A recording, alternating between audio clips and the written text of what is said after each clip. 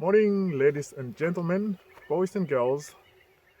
Once again, we are back to another Tanda Tula sofa safari, and we will be looking for these animals. Today, we are hoping to find some lions, but doesn't matter. If we don't find lions, we'll find something else for you. Sit back, relax, and let's enjoy this morning game drive. All right, dear folks. We've got a blue wildebeest standing in the middle of the open area right here. Um, he's just a lonely guy at the moment. I mean, he's our friend actually. Tend to find him within this open area here, especially around here where he is right now. It seems like he's chosen this as his territory or a home, so that this is why every time when you come around this side, you'll find him within this open area. Yet from time to time, he will be joined by other groups coming through here, possibly to go and drink water and then going back out again, and he may still be just hovering around here. I would say that he's possibly spent the night in this open area because it's nice and open, and he can then see if anything like lions or hyenas are coming through this area, so it's much easier for him to see what's coming towards him.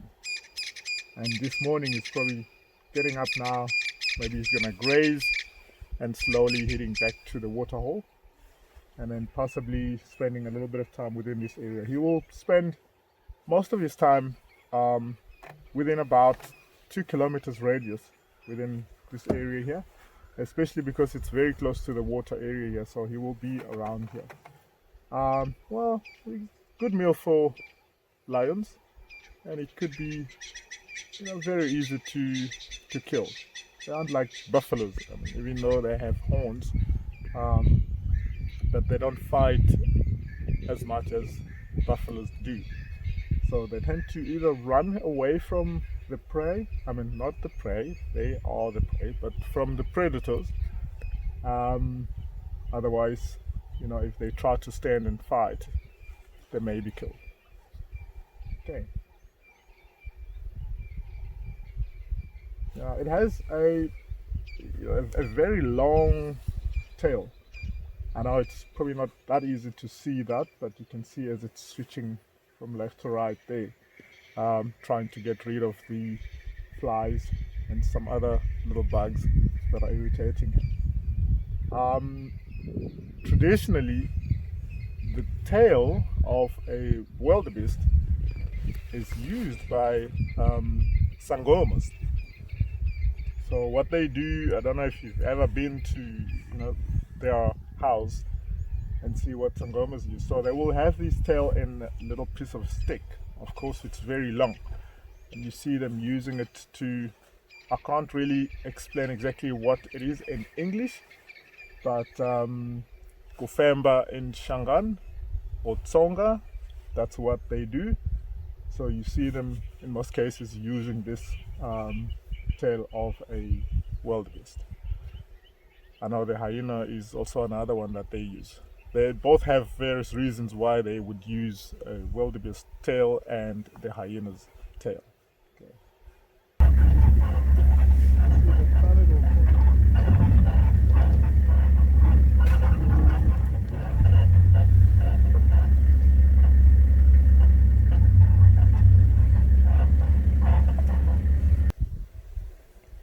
Yeah, this is a young boy. It's hard to see him because of the light and the way he's blending with those bushes there.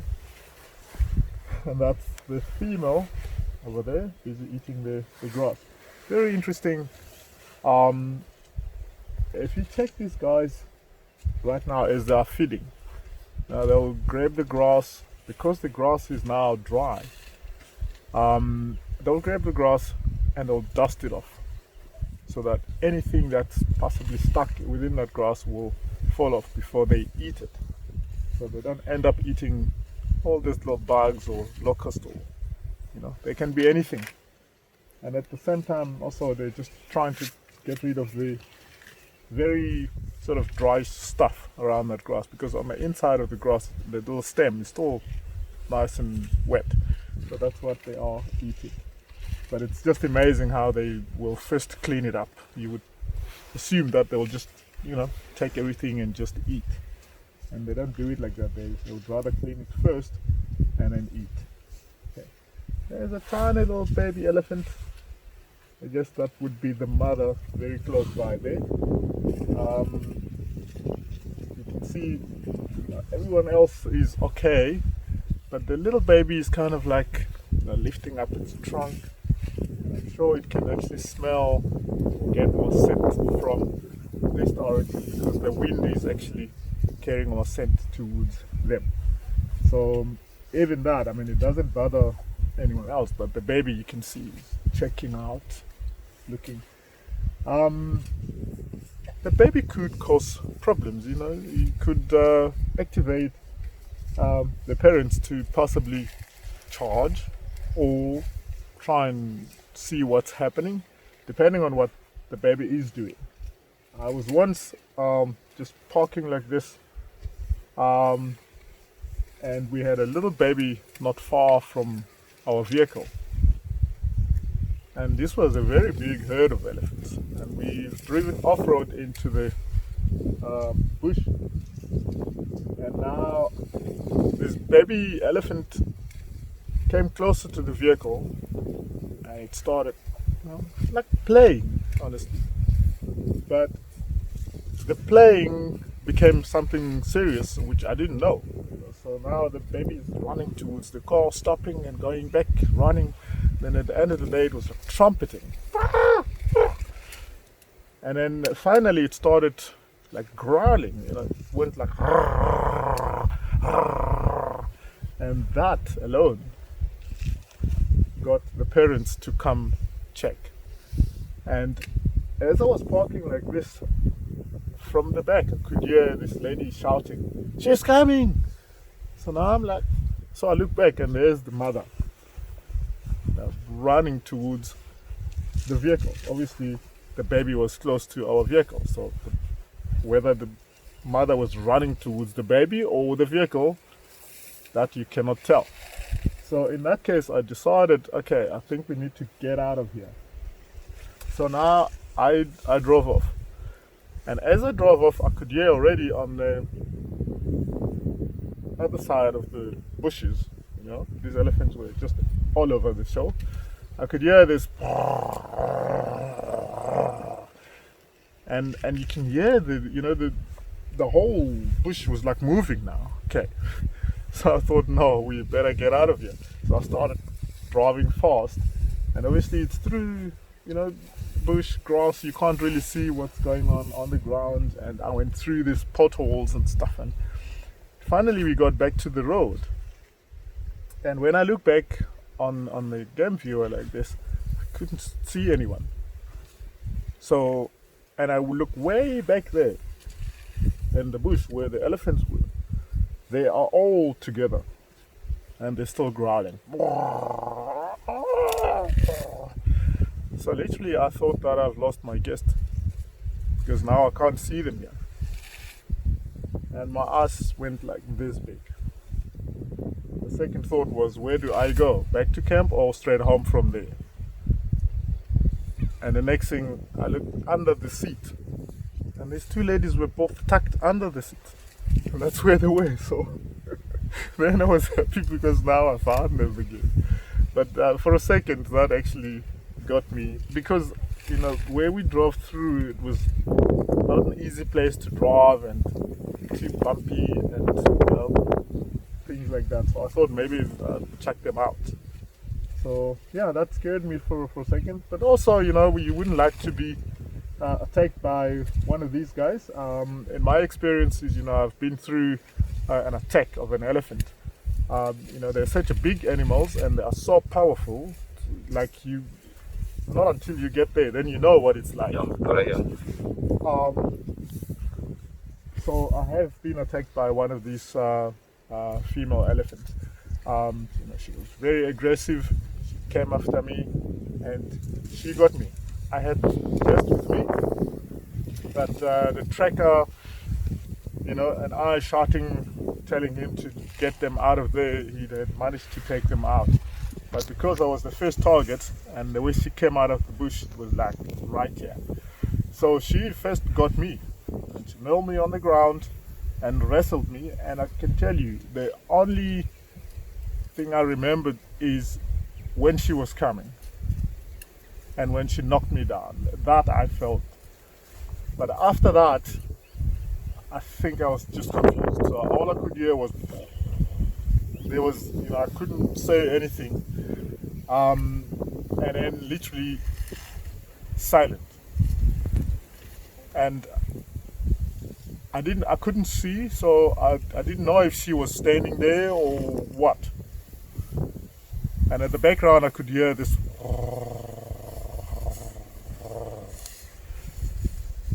I then woke up slowly, but I still couldn't see. So I thought, geez, what's going on here? Obviously, waking up sitting, not standing up. And I could still hear this rumbling of these elephants. Then, the next thing I could do, the light came on, so I could see one of these elephants. And at that distance, I thought, no, I'm not gonna make it. Let me rather just pretend as if I'm dead. So I just lay down again. Then from there, never mind. From there, as I woke up again for the second time, and I could hear the sound was fading away. Okay, because they were moving away. Then I decided to get up. So as I got up, now I'm starting, my mind's coming back to like thinking, where are the guests? Where's my bag? Where's the rifle? Where's everything? I'm trying to look around, and obviously I didn't notice that I was injured. Everything happened very quickly, so quick. So as I got up, I didn't really notice anything. But as I was walking around there, I could hear something was going. So now it's like, okay, what is this? So then I noticed that my arm wasn't functioning anymore. And then the only thing that came to my mind, first of all, was like, okay, I actually need to get out of here. I don't need everything else. I need to just get myself out of there. So all I could do was to just hold my arm like this and walk out of that bush. Straight back to the vehicle. Before I got back to the car, obviously, I then met with the rest of the group, the trekker being given, and the 4 guests. Obviously, they were so shocked, about what happened, and obviously not knowing that I'm still alive. I'm sure they were also surprised to see me, at a different area, like different spot, because that's not where they left me. So now they found me pretty much closer to where the vehicle was, because they took a big detour to try and run away from these elephants. Yeah, but then we got back to the car, and then obviously I couldn't drive. Now my trekker had to drive. So my trekker drove back to camp, and then it was that was my experience with some of these elephants. But today, I must be honest with you, I'm not afraid of them. I still respect them as they are animals, and I still understand that this is their area. Okay, so we shouldn't fiddle with them or push them too much out here. Always pay attention, give them respect, and they will respect you. But sometimes they are just in that mood, whether you respect them or not. If they are in the mood, then they are just in the mood. Okay, that was the African hawk eagle. It flew away now, but there were 2 of them. In fact, they are always together. So generally, what they do is when they hunt together, and they don't fly too high. They can, but in most cases they try to fly very low, through trees and stuff, so that their prey cannot see them. Things like francolins and guinea fowls, that's what they are looking for. I could hear those two grey go-away birds were also concerned because of that eagle sitting there. But yeah, he's now gone. This morning we heard the lion calling from this direction, more or less in this area where we are, but it's hard to pinpoint exactly where this lion was or where he is. We're gonna just sit tight here for a little while and just listen out. Hopefully she or he will call again, and we will then get the direction of where he is. Sorry, as I'm speaking now, I think I just heard the branch breaking. It wasn't loud, but there is an elephant through that bush there, straight ahead of us. He's possibly coming towards our direction. So we can watch him at the meantime as we are listening to this lion sound.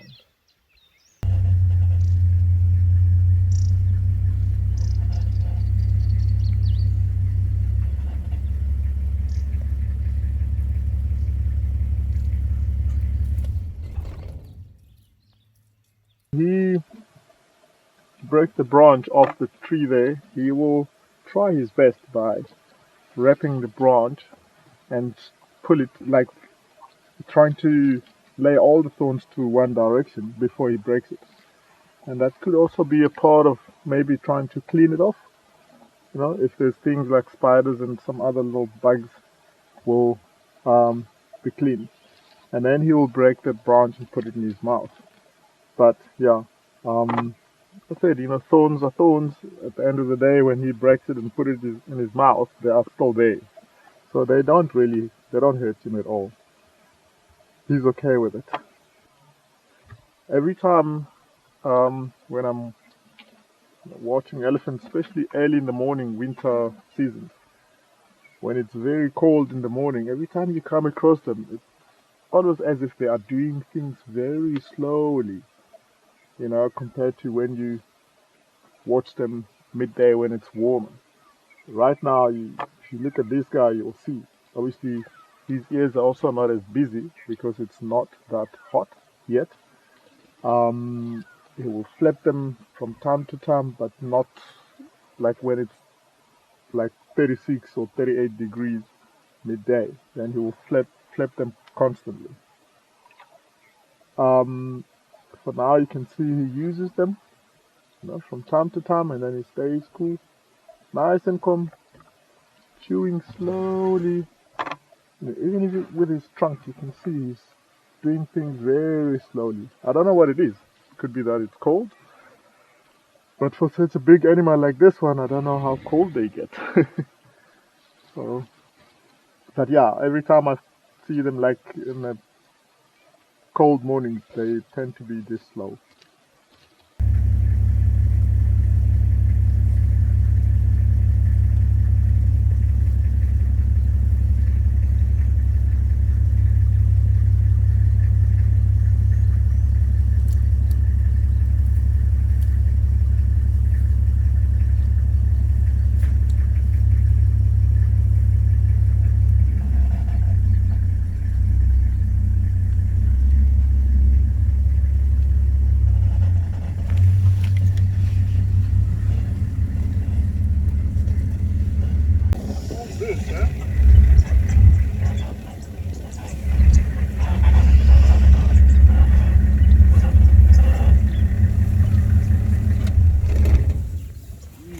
Sounds like everywhere we go, there are elephants.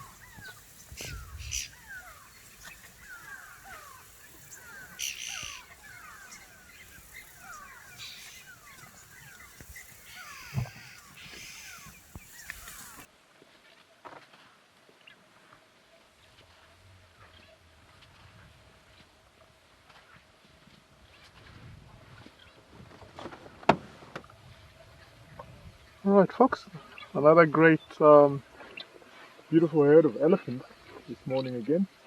If I look here, we've got this guy here. This is a bull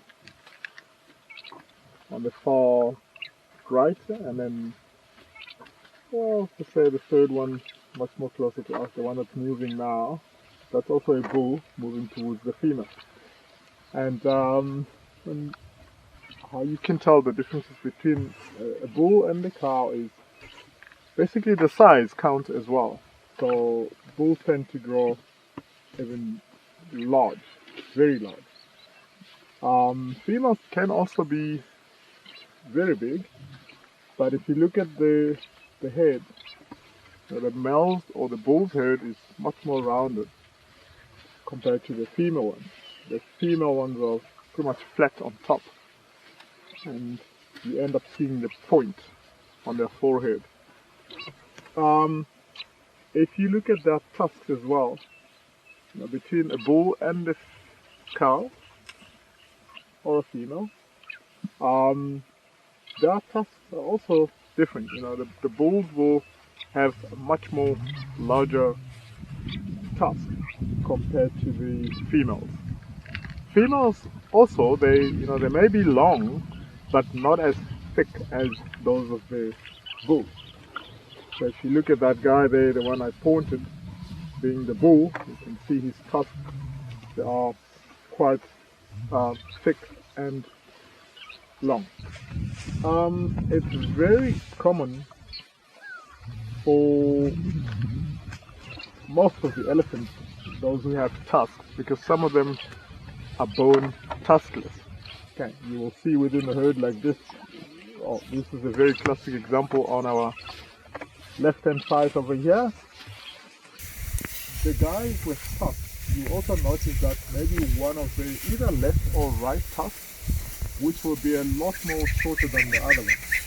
And that's due to the fact that they use them, So depending on whether it's the right or the left tusk that gets used more than the other one, may be short. So they will even end up with a little groove just at the tip of the tusk, because they use it to pull, the bushes off the ground and stuff like that, and digging, chiseling the ground. So that's what's going to happen. There's a classic example also here. We got this female on our right hand side. You can see her left tusk is a bit longer than the right tusk. That's a very good example. It's beautiful sighting. A big female right in front of us here. She's also got a rough tusk shorter than the left one. Seems like they are possibly using, or she was using her right tusk compared to the left one. Alright folks, it's now time for us to head back to camp. Thank you very much for your time watching this, and please remember to subscribe, like, and we will see you on the next one. Thank you.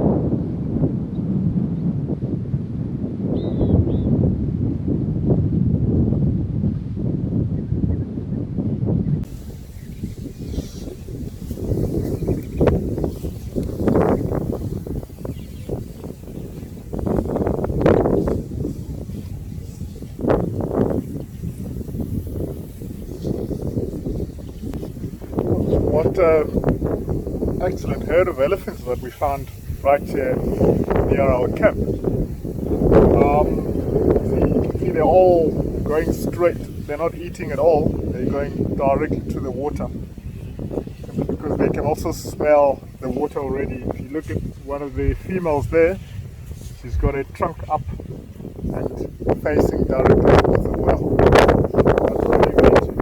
It's a very nice herd.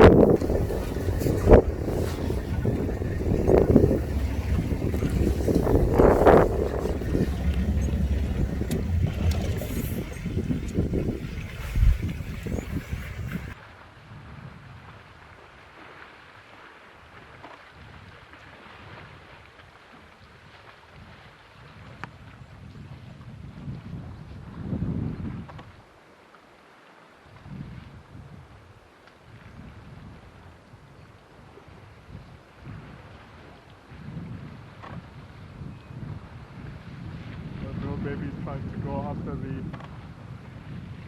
blacksmith lapwing, the bird.